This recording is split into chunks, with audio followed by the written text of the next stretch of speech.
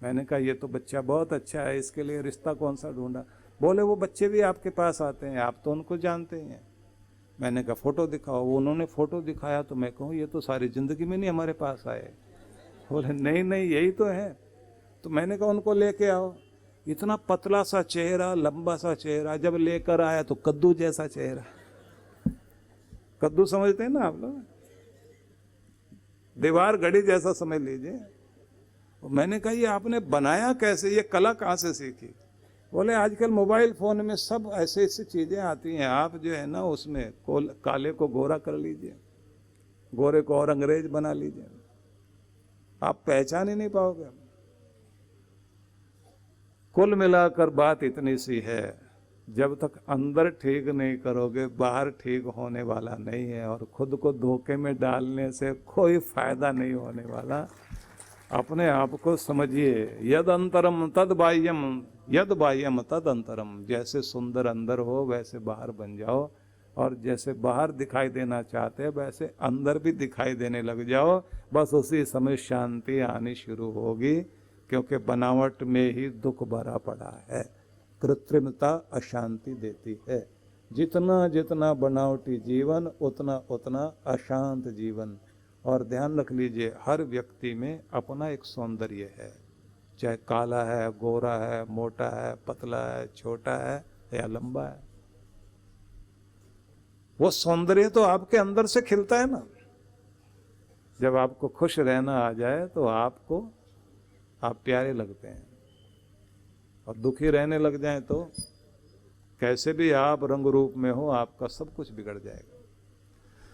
तो इसलिए आपको ये बताने लगा हूं कि आप अपने कल को आज में, हताशा को आत्मविश्वास में, और अपने आलस्य को कर्मठता में, और अपनी व्यथा को व्यवस्था में, और अपनी चिंता को चिंतन में बदलना सीख जाइए।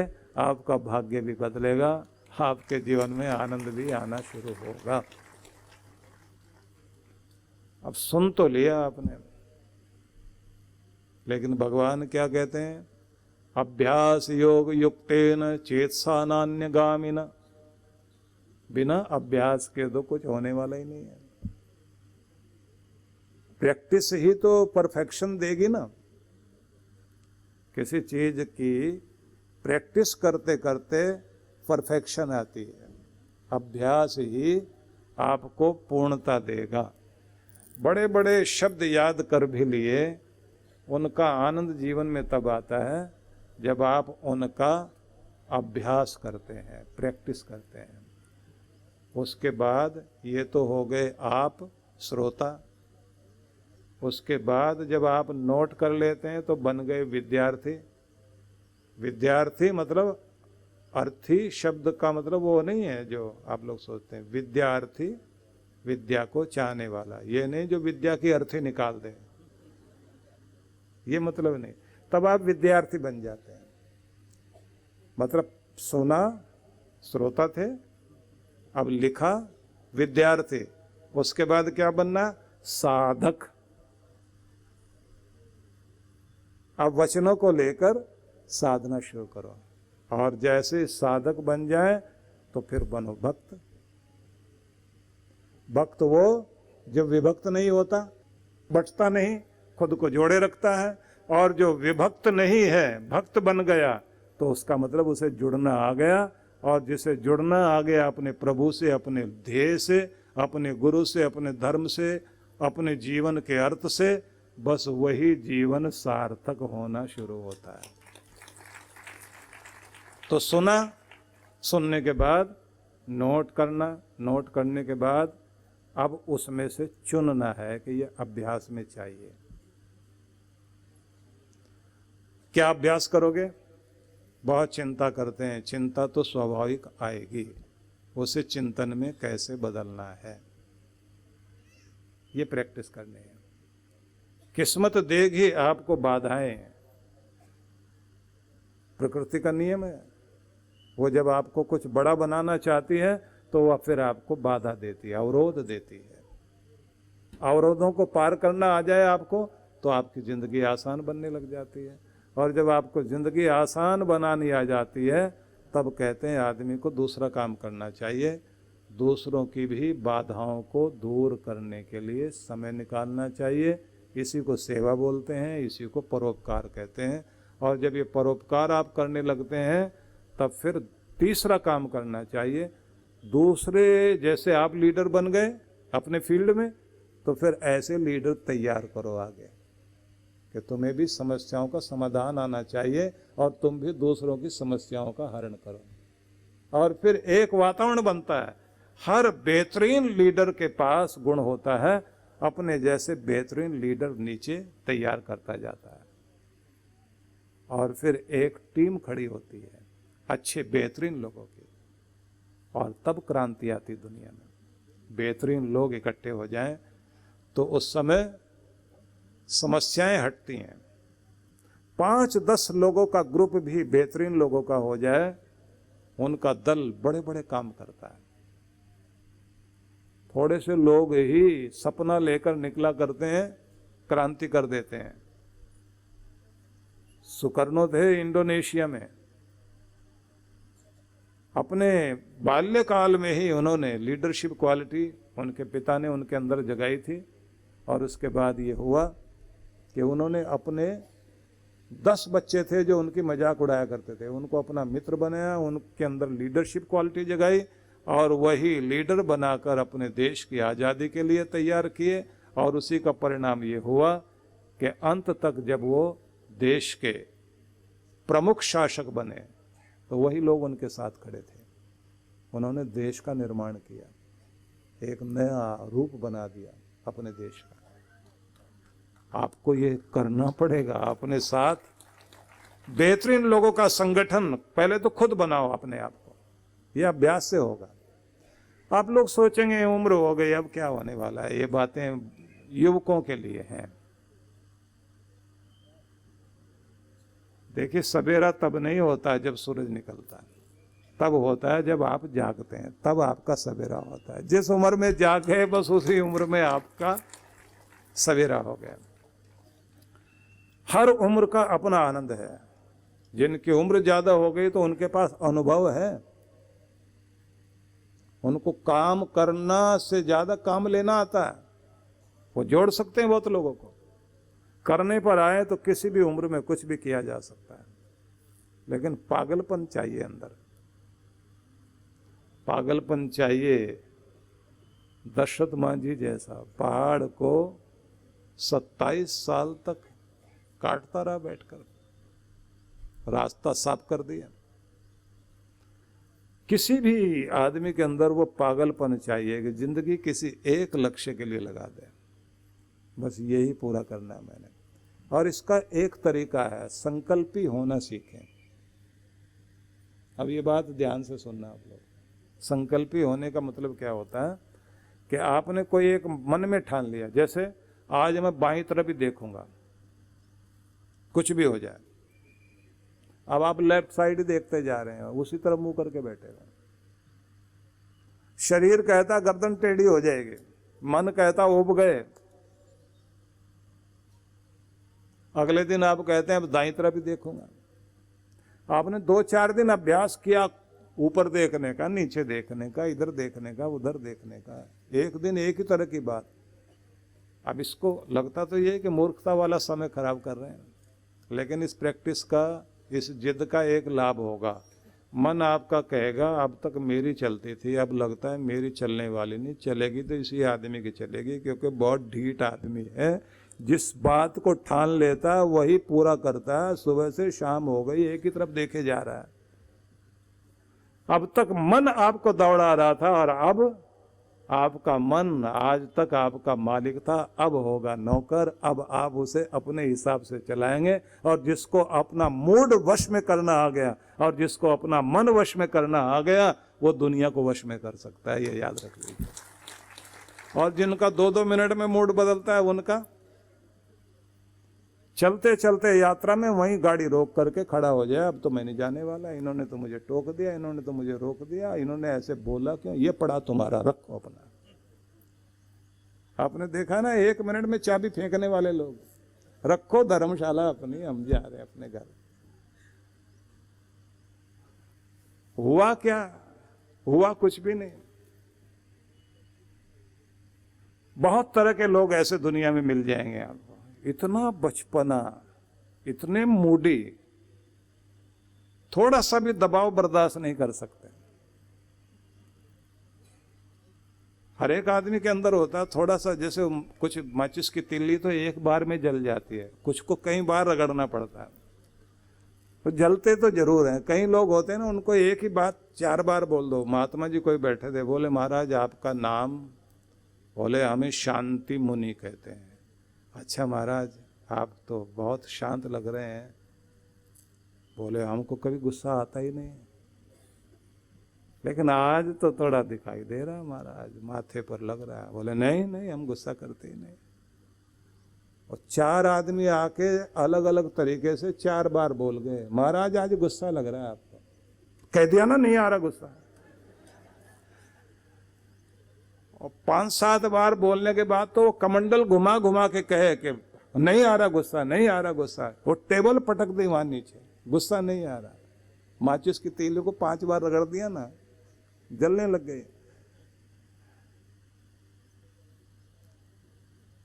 हर एक के अंदर चिंगारियां तो निकलती हैं, लेकिन ये अभ्यास ही तो है जो आपको वहां तक ले जाए कि कोई कितना भी उछल कूद करे, किसी की दवाई काम ना करे, और आप अपनी जगह पत्थर बनकर अगर बैठे हुए हैं तो जिसको कोई हिला ना सके वही दुनिया को हिलाने की ताकत रखता है। अभ्यास करना पड़ेगा। कृष्ण भगवान ने कहा अभ्यास योग युक्तेन चेतसा नान्यगामिना। अभ्यास योग के द्वारा चित्त को ऐसा बनाओ कि वो कहीं और नहीं जाए। परमम पुरुषम दिव्यम याति पार्थ अनुचिंतयन। ऐसा अनुचिंतन ध्यान में रहने वाला व्यक्ति परम पुरुष को प्राप्त करता है, मतलब परब्रह्म परमेश्वर को प्राप्त करता है। अभ्यास से ही बात बनेगी, बिना अभ्यास के तुम पहुंच नहीं पाओगे। क्योंकि कल तो ये बताया गया था कि तुम कैसी भी स्थिति में हो मेरा ध्यान करो, मुझ में लगे रहो, क्योंकि ऐसा करने वाला व्यक्ति ही परम गति को प्राप्त करता है। और आखिर में जीवन के अंतिम भाग में जिसका स्मरण करते हुए शरीर को छोड़ोगे उसी गति को प्राप्त करोगे। इसलिए अब प्रश्न ये आया कि उस भगवान का ध्यान कैसे करें। कृष्ण भगवान कहते हैं अभ्यास को महत्व दो। अब प्रश्न आएगा किसका अभ्यास करना है, किसका ध्यान करना है, किस तरफ जाना है। तो पहली बात तो आ गई कि प्रैक्टिस से आपको, अभ्यास से एकाग्रता सीखनी है, मन टिकाना सीखना है। जो भी काम आप करते हैं ना, उस काम को करते समय उसमें रम जाना सीखिए। ये बात थोड़ा सा समझ लेना आप लोग, क्योंकि कहने के लिए तो बहुत आसानी से मैं कह जाऊं, लेकिन जब करने बैठोगे होगा नहीं। क्या करो, किसी भी चीज में मन कब लगता है? जब उस चीज के प्रति आपका लगाव होता है, प्यार होता है। दुकान में 2 पैसे आने का की आस हो और अपने बिजनेस से प्यार हो तो कितना भी पत्नी झगड़ा करती रहे 18 घंटे तक भी दुकान पे बैठा रहेगा। और किसी का तो कल ही एक सज्जन बता रहे थे, बोले वो सज्जन व्यापारी थे, बीमार हो गए, बीमारी में भी उनका शरीर काम नहीं कर रहा था लेकिन उंगलियां चल रही थी ऐसे ऐसे। बोले उंगलियां क्यों चल रही थी? बोले गिन रहे थे ना ऐसे। जिन्होंने पूरी जिंदगी में नोट गिने हो, हिसाब लगाया हो, सफलताएं पाई हो, तो आखिर में भी होश रहे ना रहे लेकिन तो भी जैसे कोई माँ होती है ना, पागल हो गई, सब कुछ भूल गई, लेकिन अगर उसके सामने उसके बेटे का नाम बोल दो तब न जाने उसका पागलपन कहाँ चला जाता है। एकदम बेटे का ध्यान आते ही और खो जाती है उसमें, क्योंकि उसका ध्यान पूरी जिंदगी अपने बच्चे में लगा रहा। बेहोशी में भी वो प्यार इंसान को होश में ले आता है जिसके प्रति आपका लगाव होता है। अगर भगवान के प्रति है तो ध्यान नहीं लगेगा क्या? अगर अपने कर्म के प्रति प्यार है तो काम में मन नहीं लगेगा क्या? अगर अपनी जिंदगी को प्यार करते हो तो फिर कभी भी वो चीज नहीं करोगे जो जिंदगी को खराब करती हो। ये प्यार जिस भी चीज में हो गया, ध्यान तो वहीं लगेगा। इसलिए कहते पहले भगवान में प्रेम जगाओ, ध्यान जरूर लगेगा। सपने भी वही आने लग जाएंगे, वही सपने आएंगे। सारा दिन कपड़ा नापते थे तो रात में भी सोते सोते अपनी ही चादर नापते नापते बीच में से फाड़ दी। अब पत्नी चीखती चिल्लाती भी आई, क्या कर रहे हो, क्या कर रहे हो? अपनी चादर, ओढ़ी हुई चादर फाड़ रहे हो। बोले बीच में बोल मत कमबख्त, ग्राहक भाग जाएगा। आधा थान काट के दे रहा हूं अभी। उसे तो यही लगता है कि ग्राहक आया हुआ है, क्योंकि ध्यान वहीं लगा। जिस चीज में आपका प्यार होगा सपने भी वही आएंगे, चिंतन भी वही होगा, ध्यान वहीं जाएगा। तो इसलिए एक विधि होती है स्तुति की, कि भगवान की स्तुति करो, क्योंकि स्तुति करने से प्रीति जागेगी, प्रेम जागेगा। और जहां ये प्रीति जाग गई, जहां ये प्यार जाग गया, तो ध्यान रख लेना मन वहां टिकेगा ही।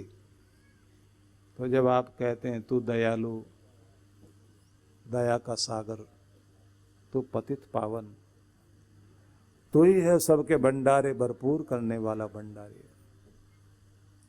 तू करुणा निधान, तू क्षमाशील, तू सर्वशक्तिमान, तू ही है संकट मोचक।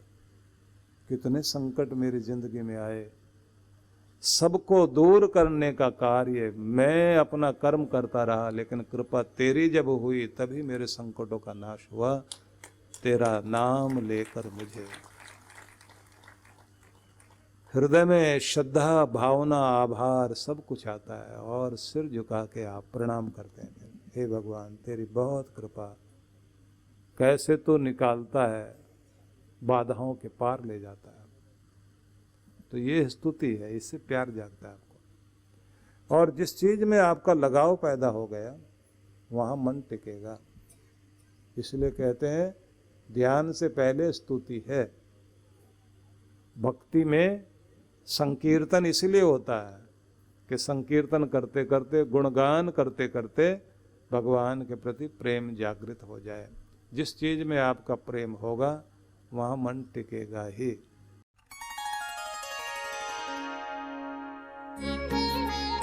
परम पूज्य श्री सुधांशु जी महाराज एवं डॉक्टर अर्चिका दीदी जी के पावन सानिध्य में विश्व जागृति मिशन पिछले कई वर्षों से जनहित को सुख समृद्धि एवं रिद्धि सिद्धि प्राप्त कराने हेतु गणेश लक्ष्मी महायज्ञ का आयोजन करता आ रहा है। इसी क्रम में इस वर्ष भी आनंद धाम आश्रम के पवित्र प्रांगण में 16 से 19 अक्टूबर 2024 तक 108 कुंडीय गणेश लक्ष्मी महायज्ञ आयोजित किया जा रहा है, जिसमें गणेश लक्ष्मी के महाजाप के साथ साथ मंत्राहुति विशेष रूप से होगी। साथ ही 17 अक्टूबर को वरदान सिद्धि साधना में सम्मिलित होकर देव गुरु कृपा प्राप्त करें। कार्यक्रम की रूपरेखा दिनांक 16 से 19 अक्टूबर 2024 प्रातः 8 बजे। विशेष कार्यक्रम 17 अक्टूबर वरदान सिद्धि साधना एवं शरद पूर्णिमा पर गुरु दर्शन। आयोजक विश्व जागृति मिशन। आप सपरिवार इस कार्यक्रम में सादर आमंत्रित हैं। आप घर बैठे भी यज्ञ में भाग ले सकते हैं। यज्ञ में यजमान बनने के लिए संपर्क करें।